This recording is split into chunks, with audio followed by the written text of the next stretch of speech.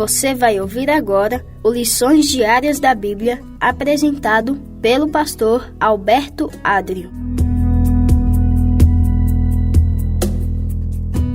Olá, hoje é quinta-feira, dia 7 de março, e o tema do estudo de hoje é a supremacia do Senhor na história. E o estudo de hoje é baseado no Salmo 135.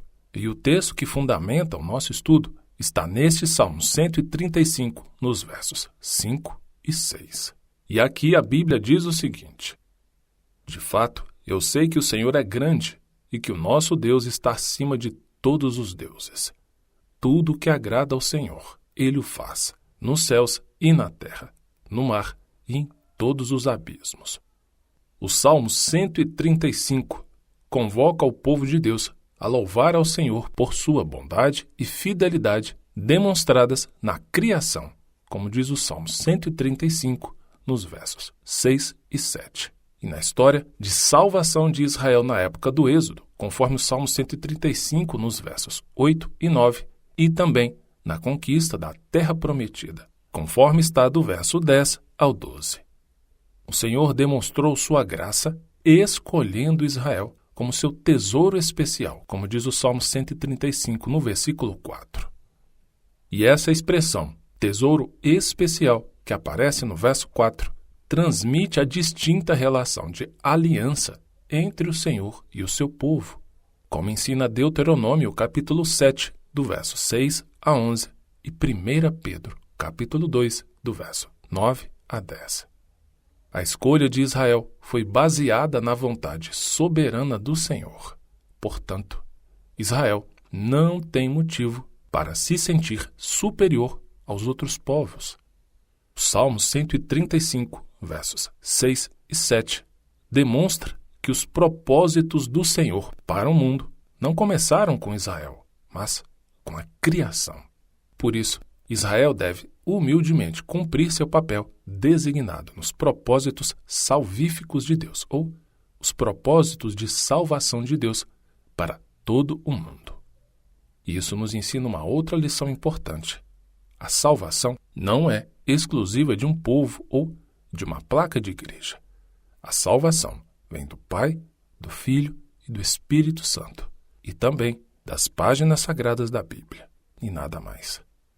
Não é o que somos, não é o que fazemos, o que professamos, o que achamos que temos de capacidades, mas é Deus, através da morte e ressurreição de Cristo, e também de toda a sua vontade revelada na Bíblia. Quando cremos nessas bases fundamentais, quando vivemos em função disso, aí sim Deus opera em nós a salvação.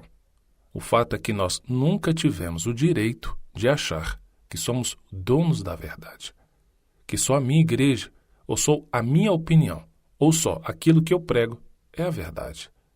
É claro que quando pregamos corretamente e de forma honesta e fiel a palavra do Senhor, essa palavra é a verdade. Mas perceba, o mérito não está em quem prega, mas na Bíblia.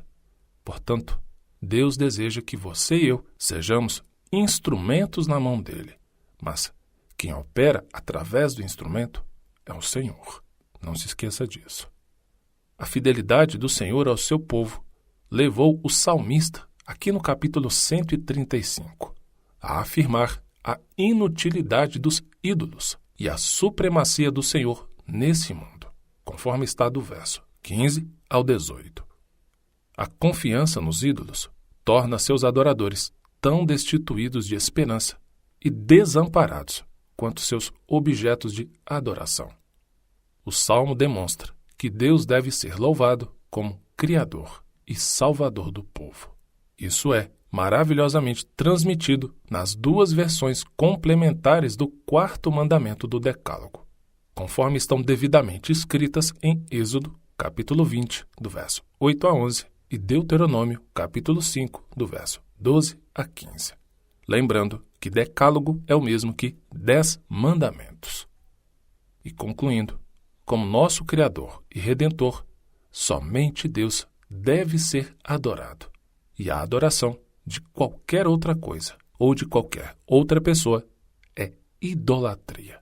E isso Deus não aceita. E ao concluir aqui o estudo de hoje, eu vou deixar com você o texto da leitura bíblica, que é Jeremias capítulo 39. Que Deus te abençoe muito e, com a permissão dele, amanhã continuaremos o nosso estudo. Até lá.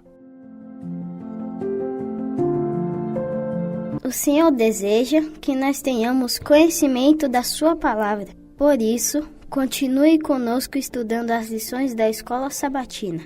Que o Espírito Santo te abençoe muito.